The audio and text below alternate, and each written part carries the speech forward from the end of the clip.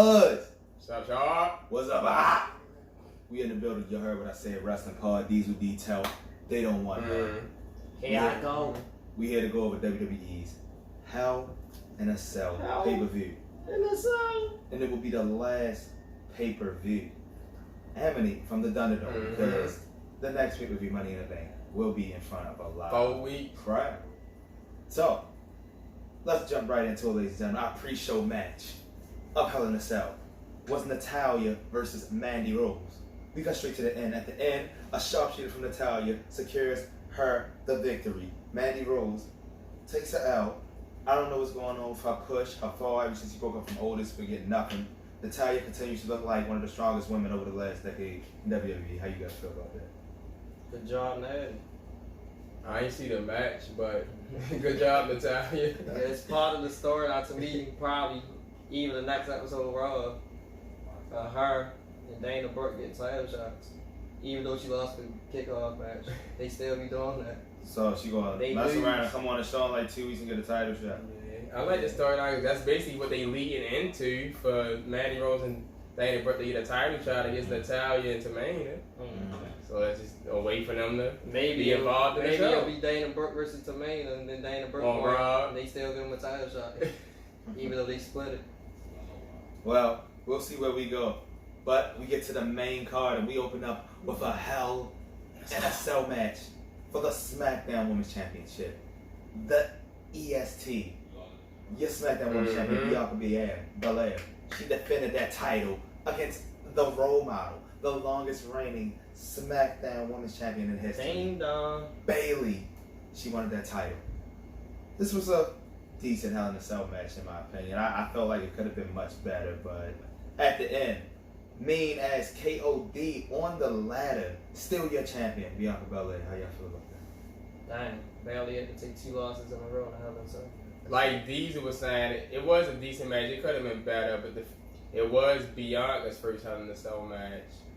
And we already seen the women's Hell in a Cell match a few times now. We don't know how much it can get better. Exactly. So, but at the end, I did like that spot with Bianca Belair hit the KOD on the ladder.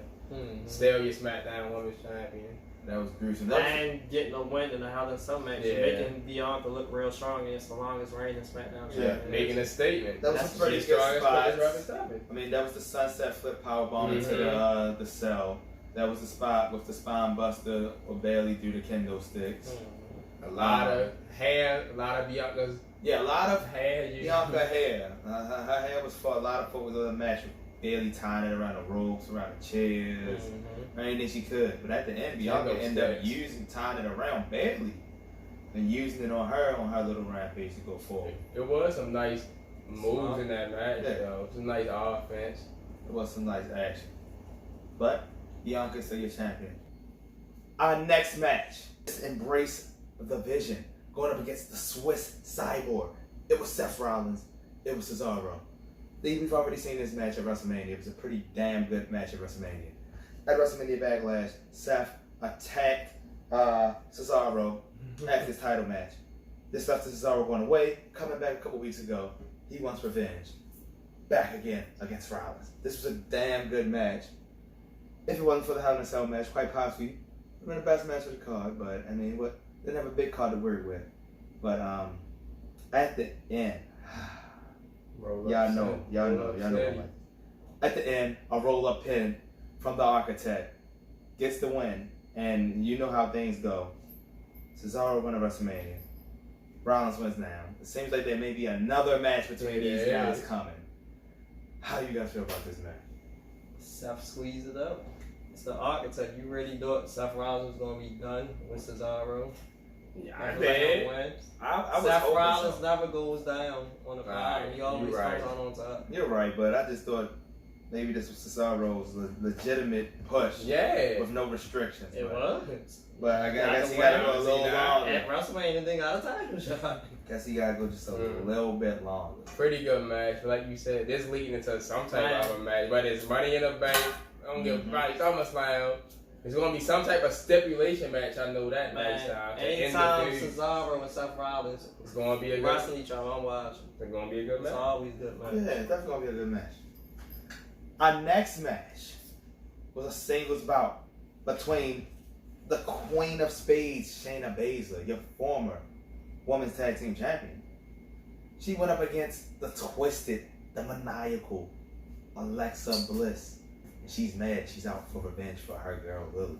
She's not playing any games. In this match, at the end, after we got one of those Velveteen Dream like DDTs after the setup that looked like a Sister Abigail, we got a twisted Bliss after a feud.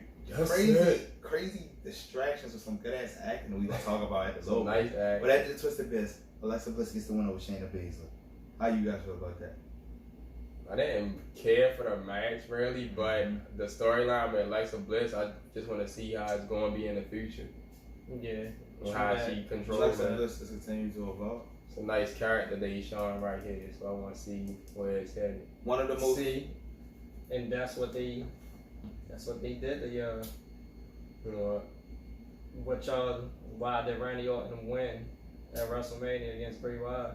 They flipped the script. They made it look like Alexa was controlling everything and not Bray no more after his ass got burnt.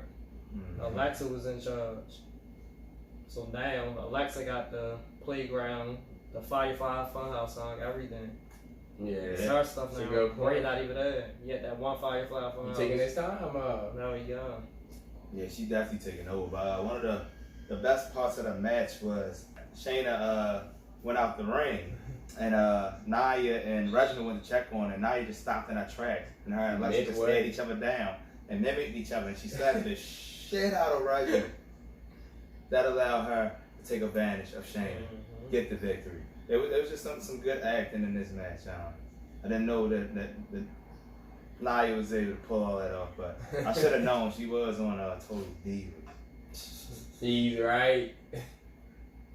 Good. This was a nice act. Yeah, but like Toph said, it was just a match to evolve the character. But anyway, our next match, which you knew would be pretty good because these guys are not just on screen TV former best friends. These guys are real life buddies, man. It was the Liberator Sami Zayn against Stun the World, Fight Owens, fight Kevin Owens. And another clash.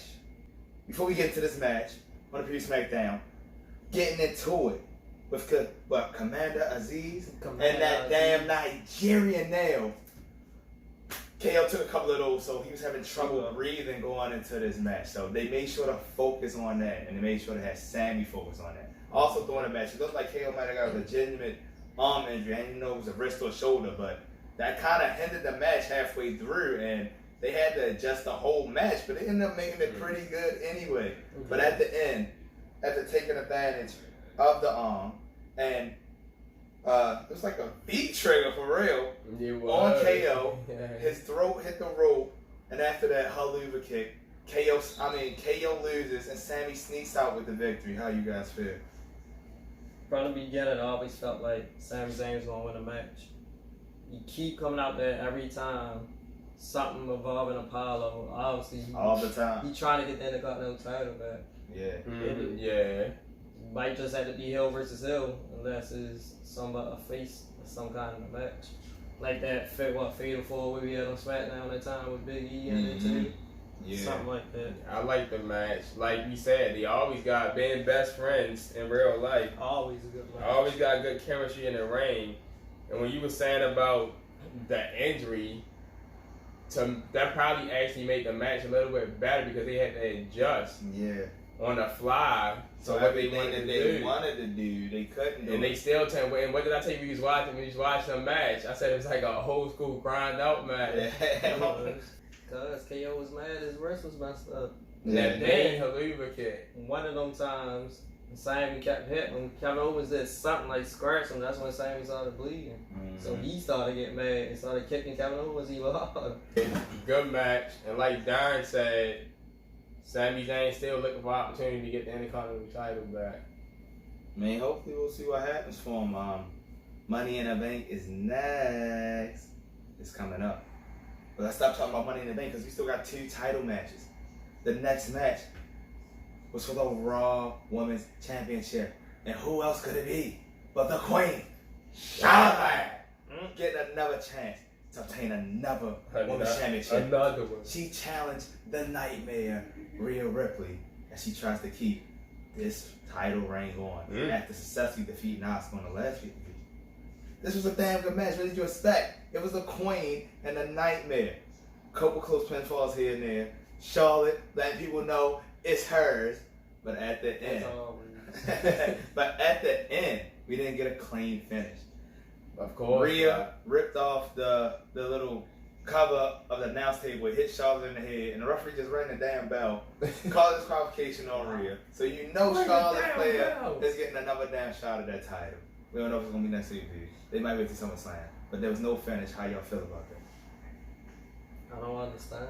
I don't understand. We had a pretty damn good match, but no finish. Well, I kind of understand because they really don't have no other woman going for the title right now. They let Nikki Cross get like 2 or 3 straight wins between them two each. But of course they weren't going to throw her in the mix because they was like phony wins almost with time matches and distractions with roll-up pins. But they look like they want to keep the storyline going between them two. There you go. I understand it on the part that they don't know who they want to challenge Rhea Ripley next. So in that way, they made a win from this.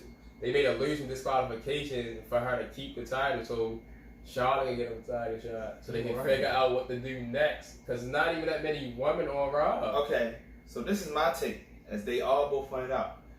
The fucking main roster is thin as fuck. So first of all, I'm confused because Charlotte Flair was clearly the heel in this match. Yeah. And I don't know if Rhea's a face or she's neutral. Supposed to be in between. Because Asuka was definitely a fucking face last fight. Rhea should. I don't agree that both of them are heels. I think Rhea actually is a heel, but people like Rhea, so you probably don't consider her a heel. She liked that time when Charlotte was in between. Yeah, she was a face. This is the reason why I don't like the finish. If this was the other way around, like if it was Charlotte doing it, a person known for the heel cheating tactic, because you can be a heel and not cheat. You just mean and aggressive, and you do dirty tests, but you're not like a whole stone cold cheater like a Charlotte Flair. If this was Charlotte Flair going, I'd be like, alright, she did it on purpose. But the fact that this is not what Rhea Ripley does. That's a good point. Why? Yeah. Rhea Ripley's not the kind of person that's going to try to get disqualified to keep her title. Why did that happen? So why did that happen on why she was champion? Because it's the 13th time. It's the Queen. She already lost her NXT title to her. So she ain't want to lose her title. And to me, that's bad because why you want to keep putting people in these positions?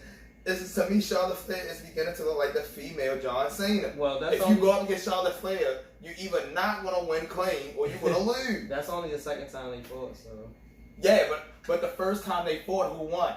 That was a winner. Now the second time they fought, you can't even get a clean winner because you don't want Charlotte Flair to look bad. No, because why even let Charlotte be her second challenger if you're not going to let her keep the fucking fucking feud or something going? At least let her get one from a roll. I would have been happier with the roll up that I hate.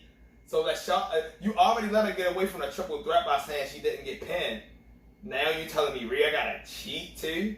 To get away from another win, another match with her? Come on, now that's not real. And that's the same thing. That's another reason they probably did that. They probably did that because I be complaining about stuff. I'm the same person that complained at WrestleMania Backlash because they made Bianca Belair beat Bayley from a roll up pin.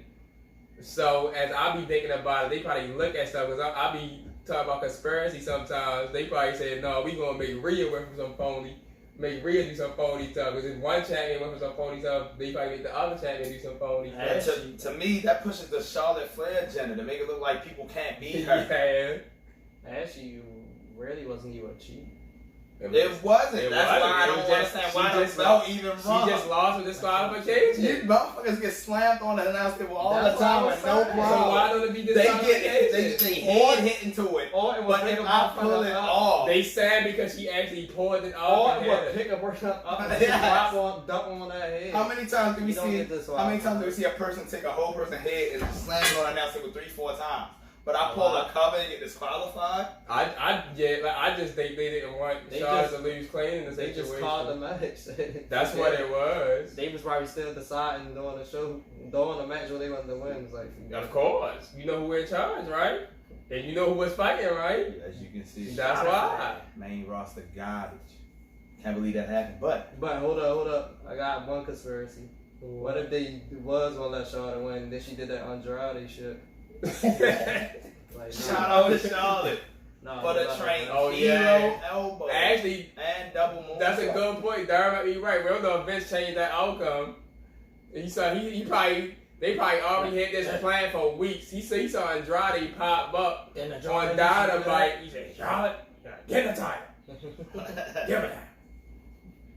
And you know what she did? She said, what do you mean? That's mine. That's mine. And so, but guess what? Our main event. It was another Hell in a Cell clash. As they don't want them to say, two behemoths. The Scottish Warrior Drew McIntyre. What they said, two gladiators. Scottish Warrior Drew McIntyre for yet another chance at glory.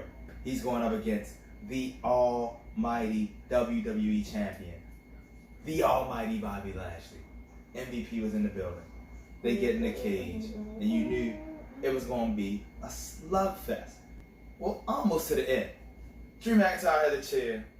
Bobby Lashley gets him, pushed him to the ref. They knock the referee out. God damn it. Now guess what? Guess what? Drew gets a Claymore. There's no referee ready. They finally get the cage unlocked. He kicks out. He gets to the 2 count. MVP pulls the ref out the ring. Drew McIntyre's incensed. After like 5-10 seconds stare down, MVP go to get out the cage and it's locked. I know you out the cage that quick. We ain't even hear a click, a lock, nothing. He get his ass whipped. Man, he was already involved. They wanted to actually get his ass whipped. He get his ass kicked. But while he's getting his ass kicked, Bobby Lashley sneaks up behind Drew outside, gives him a hurt lock. The table first, when he got hurt lock, they went to that table set up in a corner. Mm-hmm. Yeah, that was a good table spot too. But pretty much at the end, when Drew was ready to finish him off, he gets rolled up by Bobby Lashley, 1, 2, 3, in a Hell in a Cell main event clash for the WWE Championship. Mind you, WWE Championship was in the main event. Why? Because the head of the table decided to have his match on SmackDown. But anyway, a roll-up pin finished a main event Hell in a Cell match. How y'all feel about that? Tragic. I was thoroughly disappointed in the outcome. That's not how you end the night. Not like that. There's so many ways that could have went. They could have went out the cage. They could have climbed halfway up the cage, went through announce cable, double count out. Yo, I'm trying to tell you, the only reason it ended that way is because knowing it was Drew McIntyre's last opportunity, they didn't want him to lose by getting pinned or being submitted. We had it. Because Drew McIntyre is one of the top people on Raw and the top people in WWE right now. So having him lose that way, and they still shouldn't have did that. You could have gave that type of shot to somebody else if y'all was going to have that outcome. Knowing that Bobby was going to keep it anyway. It was a good ass match, but it was though, but the ending messed it up. Yeah, ending. But Bobby Lashley still the almighty WWE champion. Yeah, good job. And the Money in the Bank. But you already knew some type of stuff was going I know. involved like that with MVP, the Hurt business. But a roll up. In the main event of Hell in a Cell. This is the third time they done did this at the Hell in a Cell pay-per-view. All in the main event, including this one. And you at the time mentioning the head of the table, Roman Reigns, versus the guy that got released, Braun Strowman. Yep. And the Hell in a Cell match. And Brock came out and messed it up. And for both of them was laying there for a whole minute. A whole minute while they showing us the rest of the Shield and Drew McIntyre and Lashley fighting outside. Brock came out and messed it up. Then the other time, you had Bray Wyatt and Seth Rollins. Seth Rollins. Jody just stopped. How you stop a Hell in a Cell match? It's supposed to be the damn Fame, and you stopped Seth Rollins from beating up the Fame with 5 stomps. Why?